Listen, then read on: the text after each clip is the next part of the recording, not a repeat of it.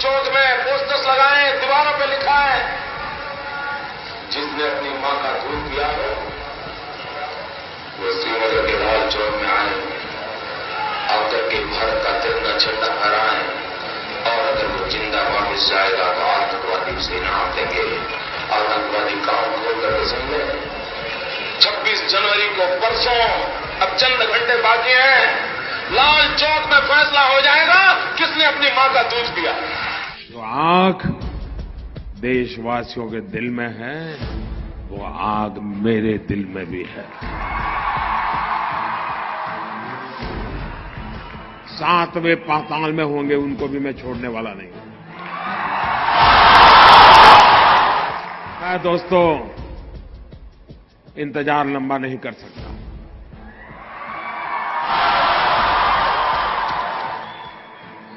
चुन चुन करके हिसाब लेना ये मेरी फितरत है।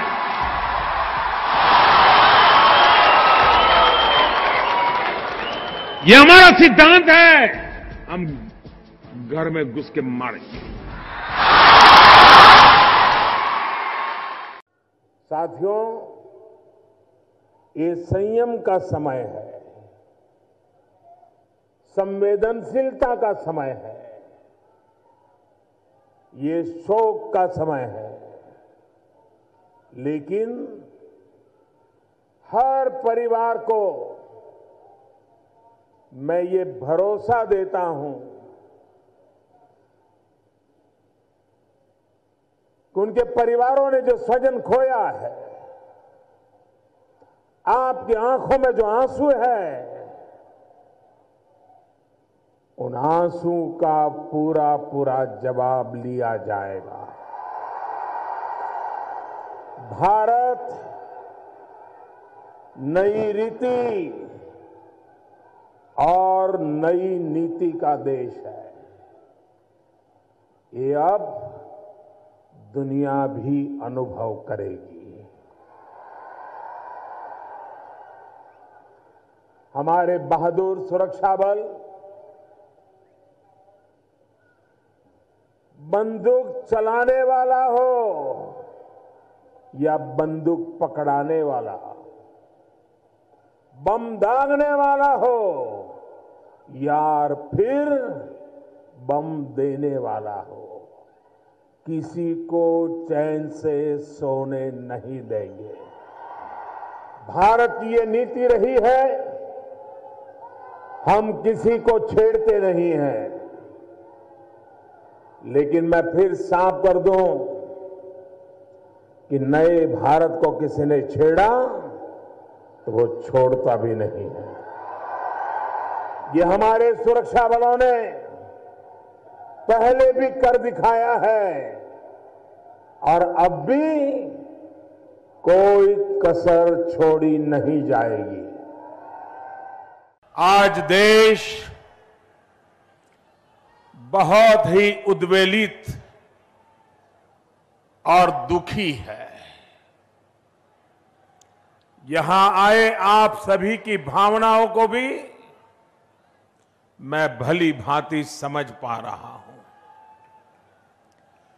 पुलवामा में आतंकियों ने जो हमला किया है उससे हर भारतीय आक्रोश में है। हमारे वीर जवानों ने देश की रक्षा में अपने प्राणों की आहुति दी है। उनका बलिदान व्यर्थ नहीं जाएगा।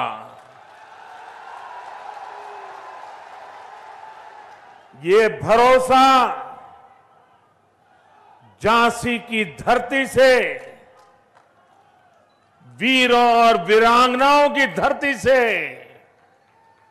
मैं 130 करोड़ हिंदुस्तान वासियों को देना चाहता हूं। हमारे सुरक्षा बलों का शौर्य, उनका पराक्रम देश ने देखा है। और हमारे देश में कोई ऐसा नहीं हो सकता जिसे हमारी सेना के शौर्य और सामर्थ्य पर रत्ती भर भी शक हो। देश को उनके सामर्थ्य और शौर्य पर बहुत बहुत भरोसा है। और मेरे प्यारे देशवासियों, यहां आशीर्वाद देने के लिए आए हुए मेरे प्यारे भाइयों बहनों, सुरक्षा बलों को लिए आगे की कार्रवाई तय करने के लिए समय क्या हो, स्थान क्या हो, स्वरूप क्या हो, वो सारे फैसले करने के लिए इजाजत दे दी गई है।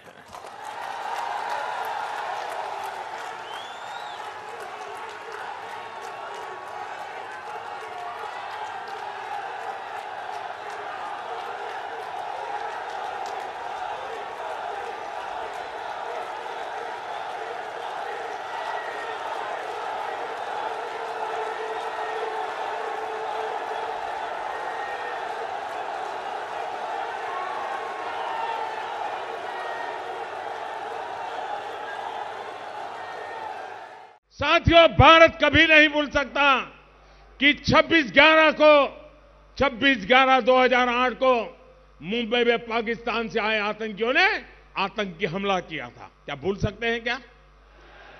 उस समय कुछ करने की जरूरत थी कि नहीं थी?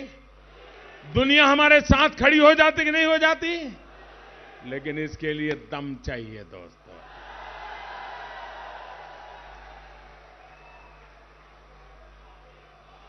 सारे सबूत पाकिस्तान में बैठे आतंकियों के प्रूफ मिल रहे थे। सारे प्रूफ उनको गुनहगार सिद्ध कर रहे थे। लेकिन भारत ने क्या किया? पाकिस्तान को कैसे जवाब दिया? खबरें तो ये भी है, उस समय भी हमारी सेना, हमारी वायुसेना, हमारी नौसेना बदला लेने के तैयार थे। सेना का खून गर्म हो रहा था, दिल्ली ठंडे बिस्तर में पड़ा था। लेकिन हमारे सुरक्षा बलों को इजाजत नहीं दी गई। उनके हाथ पैर बांध कर रखा गया। क्या हाथ पैर बांध करके आतंक का मुकाबला हो सकता है क्या? सेना के जवानों के बेड़ियां पहन करके हम कहोगे मारो, ये चल सकता है क्या? क्या ऐसे देश की सुरक्षा होती है क्या? क्या देश के दुश्मन के साथ ऐसी नरमी बरत दिखनी चाहिए क्या? साथियों, यही वजह थी कि मुंबई हमले के बाद भी देश में लगातार आतंक के हमले होते रहे। याद करिए, साल 2010 में पुणे में एक बेकरी में बम धमाका हुआ। उसी साल वाराणसी में दशाश्वमेध में एक घाट पर बम धमाका हुआ। याद करिए, साल 2011 में मुंबई में फिर आतंकी हमला हुआ। ओपेरा हाउस, जावेरी बाजार, दादर में बम फटे। फिर उसी साल 2011 में दिल्ली हाईकोर्ट के सामने भी बम फटा। इसी तरह साल 2013 में हैदराबाद के भीड़ भाड़ बाजार में बम धमाका हुआ। एक के बाद एक बम धमाके हो रहे थे। सैकड़ों बेकसूर लोग मारे जा रहे थे, सैकड़ों घायल हो रहे थे। इन हमलों के तार भी हर बार सीमा पार जुड़े हुए थे। लेकिन पहले की सरकार ने क्या किया? उन लोगों ने अपनी नीति नहीं बदली, सिर्फ गृह मंत्री बदले। अब नीति बदलनी चाहिए कि गृह मंत्री बदलना चाहिए?